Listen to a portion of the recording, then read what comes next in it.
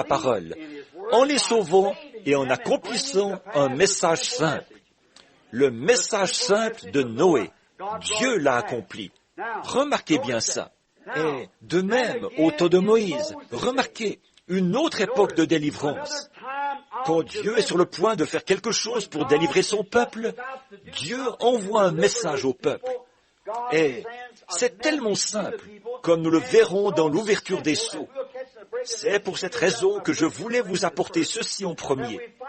C'est que nous verrons que l'ouverture de ces sceaux, c'est tellement simple que les intelligents le manquent d'un million de mille.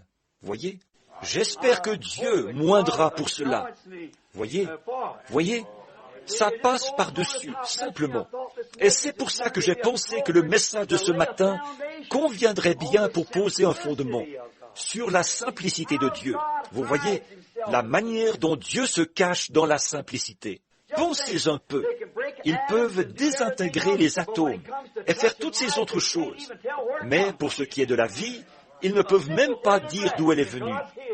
Un simple brin d'herbe, et Dieu est caché dedans.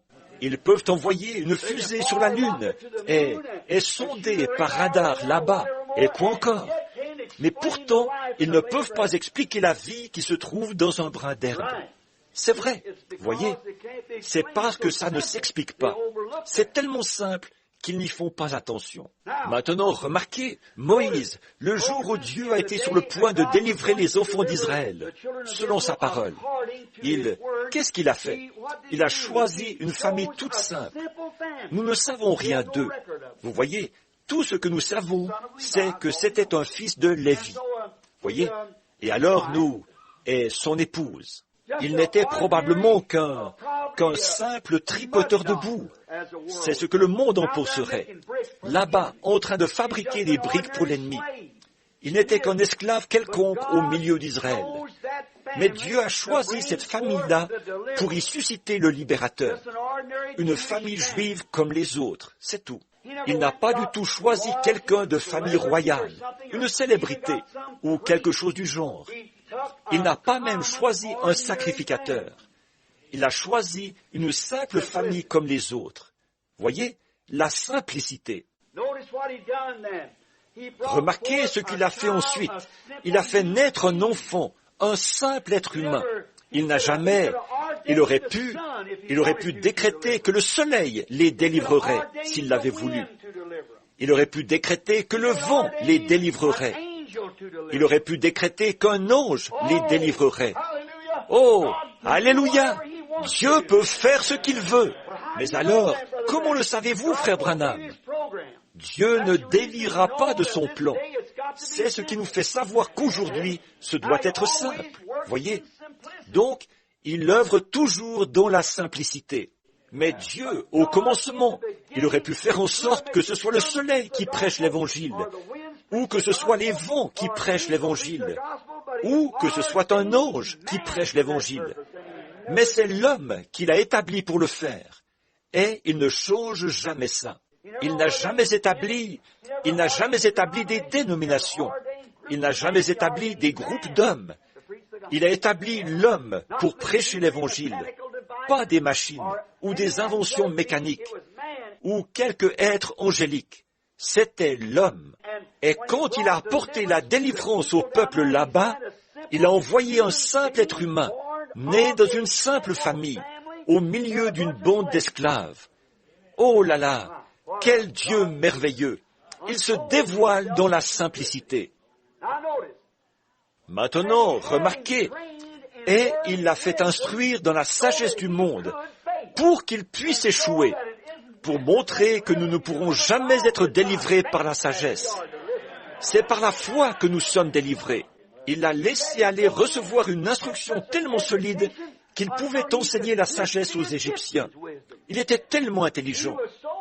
Dieu était avec cette famille de gens tout simples, qui ne savaient peut-être même pas écrire leur nom. Et Moïse a fait des études très poussées. Il est parvenu à un niveau d'instruction tellement élevé qu'il pouvait enseigner la sagesse aux docteurs. Il pouvait en apprendre aux génies. Oui, et Dieu l'a laissé en arriver là, pour pouvoir se manifester dans l'humilité pour montrer que la sagesse n'a rien à y voir. Et Moïse, avec tout son génie, a échoué pitoyablement. Il a laissé en arriver là pour servir à ses fins, pour qu'il échoue. Et effectivement, il a échoué et il est tombé. Donc, pour montrer que ce n'est ni par la force, ni par la puissance, ni par la sagesse de l'Égypte, ni par la sagesse de nos écoles, ni par la puissance de nos séminaires, mais ni par les nombres de notre organisation, ni par la puissance de notre enseignement savant, mais c'est par mon esprit, dit Dieu. Sa sagesse s'était volatilisée, elle avait disparu.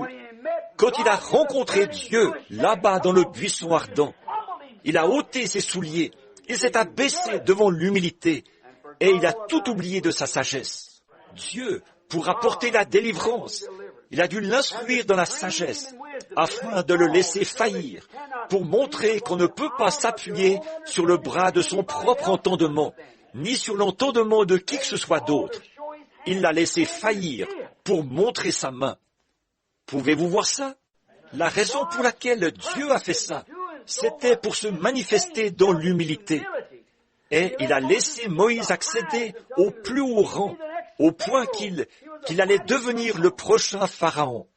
C'était un général puissant. D'après l'histoire, il a conquis, Moïse lui-même, les pays avoisinants.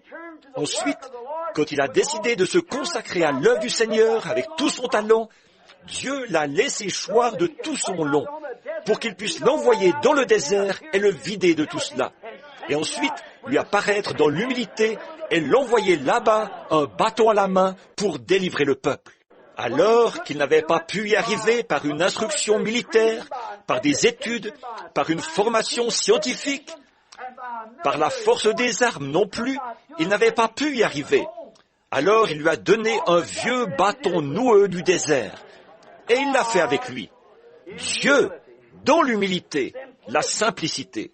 Dieu était dans le bâton et dans Moïse. Et tant que Moïse tenait le bâton, c'est Dieu qui le tenait. Parce que Dieu était dans Moïse, certainement. Remarquez, ce n'est ni par la force, ni par la puissance, mais c'est par mon esprit. Mais c'est par la simple foi. Moïse avait compris qu'il allait être le libérateur, par l'enseignement de sa mère. Et il s'est entraîné à utiliser la force des armes pour y arriver. Mais ça a échoué. Voyez, il avait la compréhension, il avait l'instruction, mais ça n'a pas marché. Alors, il a dû oublier tout ça pour en venir au simple fait de prendre Dieu au mot. Et c'est là qu'il a délivré le peuple. Oui, monsieur. Dieu délivre par quoi? La foi dans sa parole. Cela a toujours été. Nous pourrions examiner un peu ça, si nous avions le temps. Il nous reste encore 20 et quelques minutes. Nous pourrions examiner un peu Caïn et Abel, voir comment Caïn a essayé de plaire à Dieu par une belle présentation. Un autre moyen, les gens se disent, c'est par des grandes assemblées de gens bien habillés, par un prêtre avec des prédicateurs, avec des vêtements sacerdotaux, et des chœurs en longues robes, et toute cette comédie. C'est ça qui plaît à Dieu. Est-ce que vous pouvez voir d'où ça vient? Caïn a essayé de faire la même chose. Et il s'est construit un autel. Sans doute qu'il l'a fait très attrayant. Et cet homme était sincère. Il l'adorait. Il se disait, pourvu que je sois sincère, ça ne fait pas de différence. Mais ça fait une différence. Vous pouvez être sincèrement dans l'erreur. Remarquez, il a construit cet autel et il a dû, comme mettre des fleurs, l'arranger et mettre des beaux fruits. Et il se disait, certainement qu'un grand Dieu, aussi saint, pur et magnifique, acceptera ce sacrifice. Mais vous voyez, il a agi selon sa propre sagesse. Il a agi selon ses propres pensées. Et voilà ce qu'il y a aujourd'hui. Ils agissent selon leur propre sagesse, selon leur instruction, selon leur éducation et la morale qu'on leur a inculquée. Mais Abel, par une révélation, par la foi, offrit à Dieu un sacrifice plus excellent. Il n'y avait rien de propre là-dedans, selon l'apparence, humainement parlant. Le pauvre animal, il l'avait empoigné par le cou, il l'avait attaché avec une liane comme ça, et il l'avait traîné jusqu'à l'autel, là. Il n'y avait rien de bien beau là-dedans. Il l'avait couché sur l'autel, et il martelait sa petite gorge avec un caillou tranchant, jusqu'à ce que le sang gicle partout, et qu'il agonise en bêlant. C'était un spectacle horrible, vous voyez, à regarder. Seulement, c'était simple. Dans sa simplicité, il savait qu'il était né du sang de sa mère et de son père, qu'il était né dans le sang de sa mère par le sang de son père. Et c'était le sang qui avait causé la chute. Donc c'était le sang qui devait rétablir tout cela. Alors, il offrit à Dieu un sacrifice plus excellent, parce que cela lui avait été révélé. Et certains frères, aujourd'hui, qui pensent que ce sont des pommes et des poires qu'ils ont